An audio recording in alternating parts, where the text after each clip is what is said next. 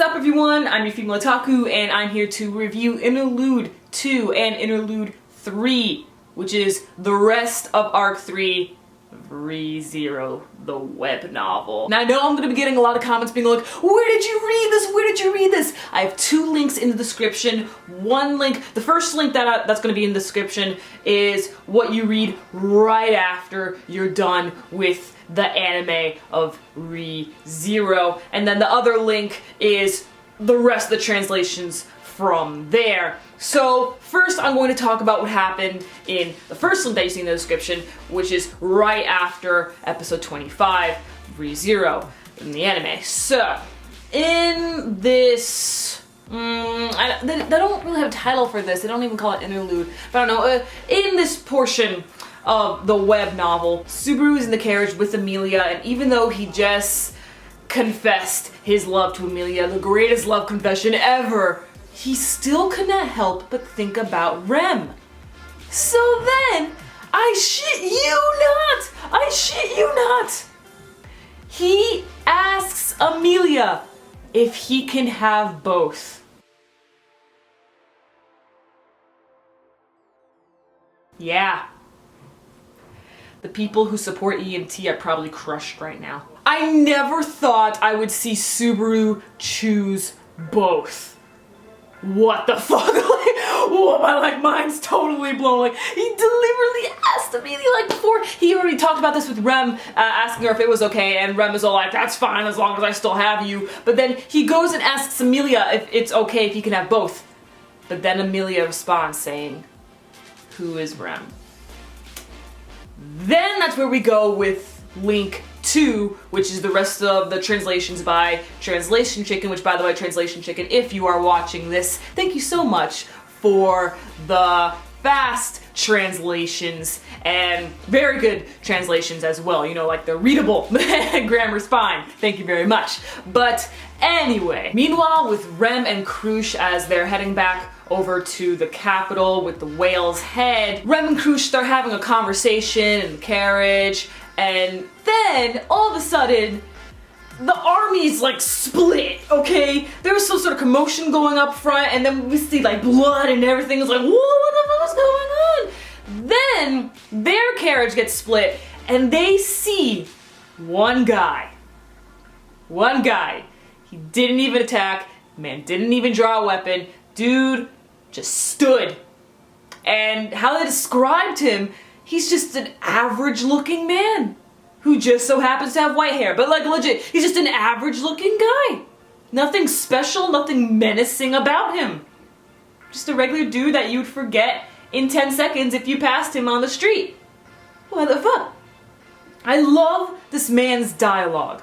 This man is Regulus, Sin Archbishop of Greed. Interesting thing though, that one of you guys pointed out to me on Twitter, his name is E. Lutze, so thank you very much, E. So, E pointed out to me that each of the Sin Archbishops are the exact opposite of their sin. I'll get into more of this when I talk about Leibat and Kaitos, but for right now with Regulus, Regulus is content with everything that he has.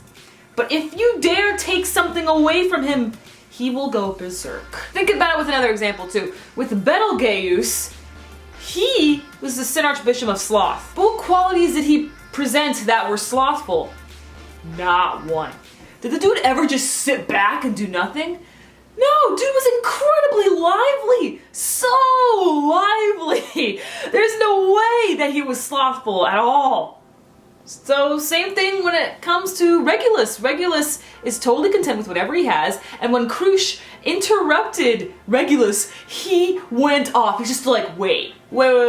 Did you just interrupt me? Are you trying to take away my right? That's kind of rude. You know, this is basic human manners. I was talking. Was I not just talking? And yet you dare to interrupt me. Why? I did not attack you or anything. I was just speaking speaking, he went off on a rant, a really long rant on how he was so upset with Krush that she was taking away his right, as he called it. And then when he asked her something, she did not respond. She just stared at him. What the fuck, man? And he's just like, oh, okay, so now you choose to ignore me. That's just great. Like, I really love Regulus already, thanks to that dialogue. And then Regulus gets so pissed off that he just chops off Krush's arm just like that. Boom! Flung over to the other side of the room. And Rem, she's so like, holy shit, what the fuck? And then Lay Batankaitos comes in. Lay is the Sin Archbishop of Gluttony. And here's the thing with him. So we all know with Gluttony, it's, you know, the character that like overeats and stuff. With Lay, even though he does eat a lot, he doesn't overeat because he is always starving.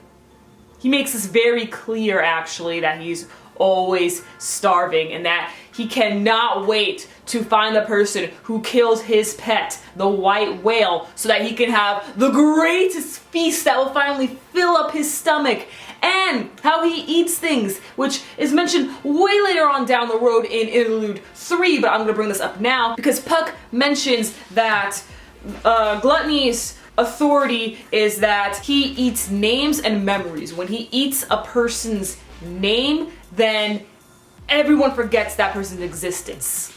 But when Gluttony eats someone's memories, then that person's memories, they have an amnesia. Everyone else still remembers them, but that person has amnesia. And when Gluttony eats both, you're nothing but an empty shell. And unfortunately, that's what happens to Rem. Rem, she knew she could not win. However, Krush was in a pretty bad situation, so Rem fought anyway with every last bit of mana she had. And Lay ate both her memories and her name while he just ate Krush's memories. And then what was really sad is that Subaru, he's there with Rem. Rem isn't exactly dead, but she basically is. She's more, I guess you could say she's comatose, but her body's still there. People can see her body and stuff, but no one else remembers her or anything like that. Although, I believe Puck remembers her. It seems like Puck remembers her. I'm not too positive with that, but there was some dialogue here and there that makes it seem like Puck remembers Rem. But anyway, Krush comes up to Subaru and he didn't even know that was Krush for a while. This woman was a completely different person. Now, Krush from time to time does come out as her old self once again with her strong personality, but overall the majority of the time she's silent. And there was a meeting on what to do next, and Fellis decided to take the lead. And when Fellis first met Krush, Fellis just acted like nothing ever happened. Fellis just treated Krush the way Fellis always had, and treated Krush like a friend and stuff, even though Krush doesn't even remember anything at all, not even her position as a priestess for the royal selection or election, whatever you want to call it, like, nothing. But Fellis still just treated it like nothing ever happened and decided to take charge. But Wilhelm, he's kind of pissed off and he apologizes for this, but he wants to get revenge on Lay Batankaitos. And we have this very interesting conversation on what to do next, but in the end, they got nowhere. We find out that Amelia doesn't really know the witch's cult's purpose. Like, she knows who Satella is and about the jealous witch story and everything, but she doesn't know what the witch's cult is trying to do. And when she found out, she was rather disturbed, and Subaru later comes back at Puck for this, being like, why didn't you tell Amelia such an important detail? But Puck saw it as like, what she doesn't know won't hurt her, right? It's like, she doesn't have to know, right? Otherwise, she'll be scared and disturbed forever. So that's pretty much how Puck saw the situation. But anyway, back with the whole meeting, Fellis thought it was best to cancel the alliance because she doesn't really want things going out with Krush and how she lost her memories and everything. They have to cover this up, otherwise she will no longer be in the running to become king. And Wilhelm, he's just all like, no, we should keep this alliance, but he's only trying to keep it for selfish reasons. And Wilhelm, I'm really glad he actually admits this, because like, Wilhelm's such a great guy. Even though he doesn't think of himself as one, still the things that he says and that he admits is golden, and I truly love the man for it. Fellas, you can tell he's trying really hard not to break. Fellas is just thinking of all these other situations that they can do, but overall, at the end of the meeting, they achieve nothing. Fellas is trying to move on, but knows that he can't. And still acts on as if nothing has ever happened, and that's the problem. Fellas isn't facing the situation at hand. And Subaru thinks, hey, maybe if we kill Lebat and Kaitos, then the memories will be returned. And Felix is just all like, what do you think this is? Some sort of fairy tale? And then Wilhelm's like, what? You did not just say that to Subaru when he just lost someone that you and I cannot even remember. So Wilhelm went off on Felix, and Felix apologized numerous of times throughout this whole discussion.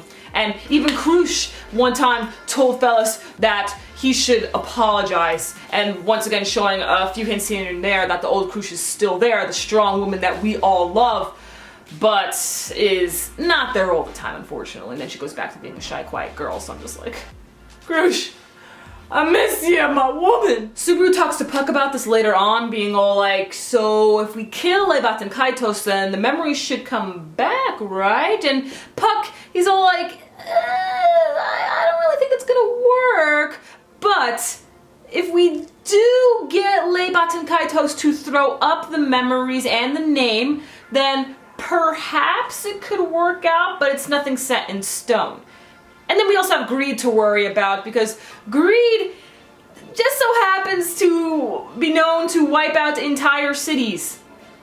Does Greed even have an army? Because honestly, I don't even think Greed needs an army, because you know, Betelgeuse had his fingers and stuff, and even like his fingers being like the main subordinates, while he also had other members in his team as well.